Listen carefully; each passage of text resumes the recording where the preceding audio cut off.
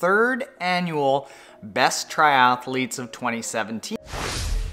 Now in second place, this is where you might be looking for virtual pitchforks. She just kind of smacked the girls around all year. What's up, Trainiacs?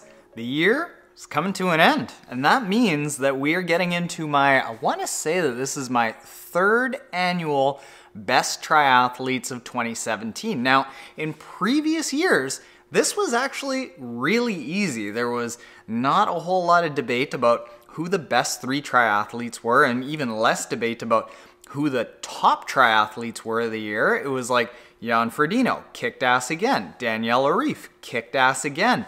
However, this year we had a lot more drama. Now, before I get into the list, I want to thank our sponsor, Health IQ. If you've been listening to the podcast, Health IQ has been supporting us for a couple of months now, and they really appealed to me as a potential sponsor because being a former investment advisor, when I used to sell life insurance, one of the things that really bugged me is that people like me even, I would get basically the same insurance rate as unhealthy people that I was writing insurance for. And what happens is traditional life insurance agencies, basically they use the health of people like us, triathletes, swimmers, cyclists, runners, vegans, healthy people, to offset the cost of those unhealthy people.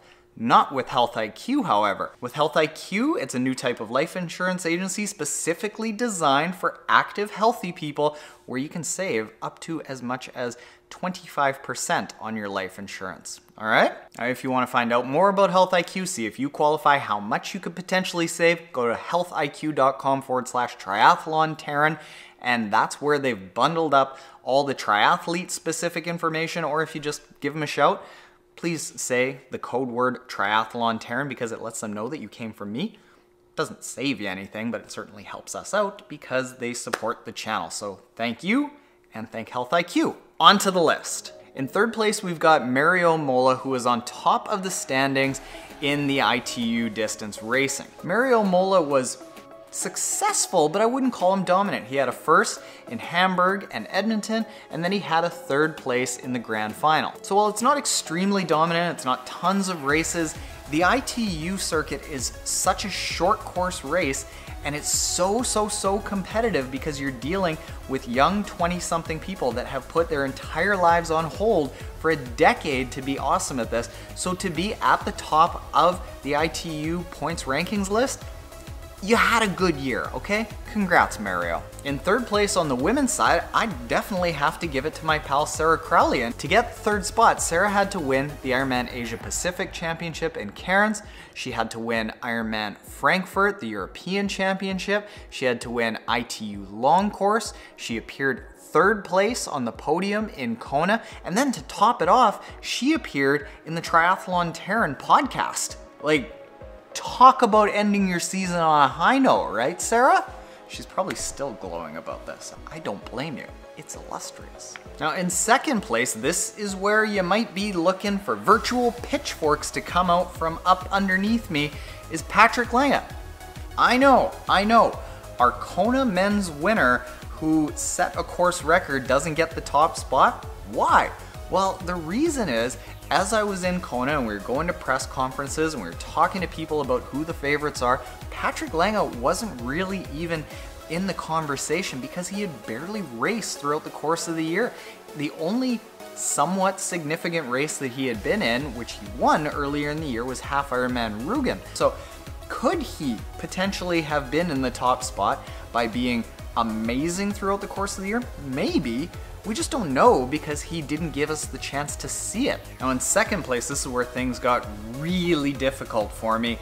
I give the second best female performances of 2017 to Daniela Ryf. I know, even myself, I had a really hard time not giving her the top spot. I mean, after all, she wins Kona, she wins Challenge Roth, she wins the half-Ironman World Championships. What more does it take? Well, you're about to find out. But the reason that I didn't give her the top spot in this year's list is because she wasn't dominant like she was in previous years.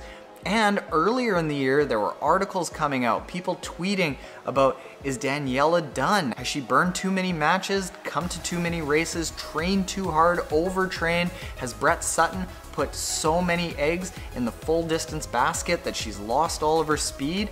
She was even sick earlier in the year. People had a lot of doubts about Daniela. Fortunately, she righted all those wrongs and absolutely killed it in her last 3-4 months of racing. But because she wasn't the absolute death blow that she was in previous seasons, I couldn't give her the top spot, because the person that did get the top spot, she was a brick wall. Now, before we get on to those top men's and women's spots, I want to give one final thank you and shout out to Health IQ. Thank you. And Health IQ is the kind of company that, like I've said to you all many times before, if it wasn't a product that I really believed in, I wouldn't be sharing it with you. But being a former investment advisor and knowing how that inner system works with other life insurance companies, it irked me. And Health IQ is doing it right, and it's gonna save you money. So like I say, healthiq.com/triathlon Taren, or use the code triathlon Taren to let them know where you came from. Helps us out, helps keep all of these poo pillows being paid for. Because I'm an adult and I can use whatever pillow I want.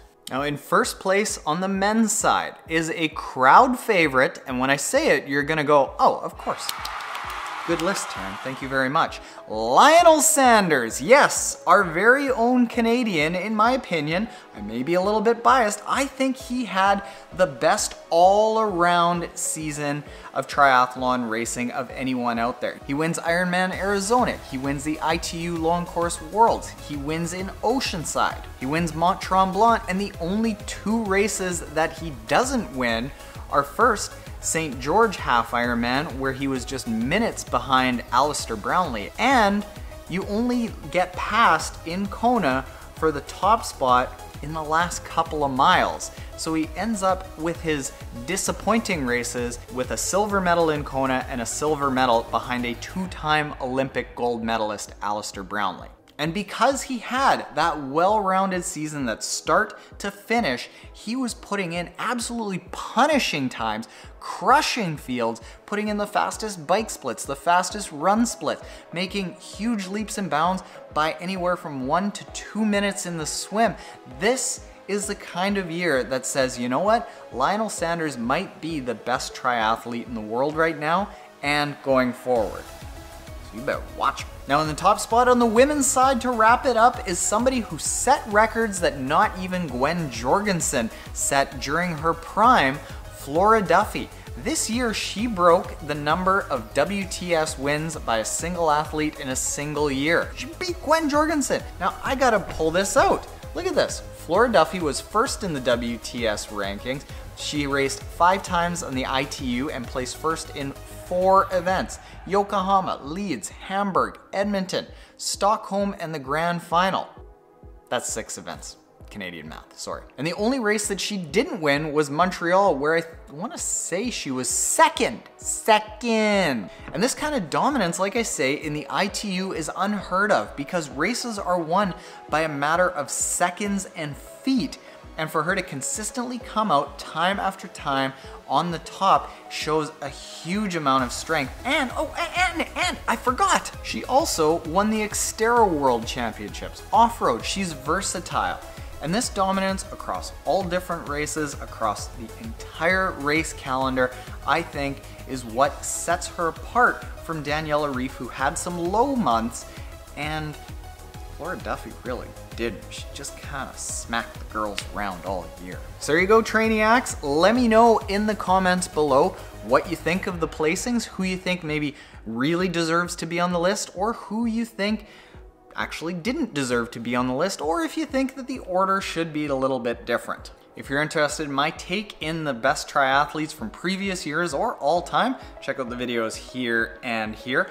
Or if you're new here, I would love if you hit the subscribe button, and even love you more if you hit the notification bell, so every time one of our daily triathlon videos came out, you got a little bloop. All right, Trainiacs, it's been an awesome 2017 and more in 2018. Thank you for watching.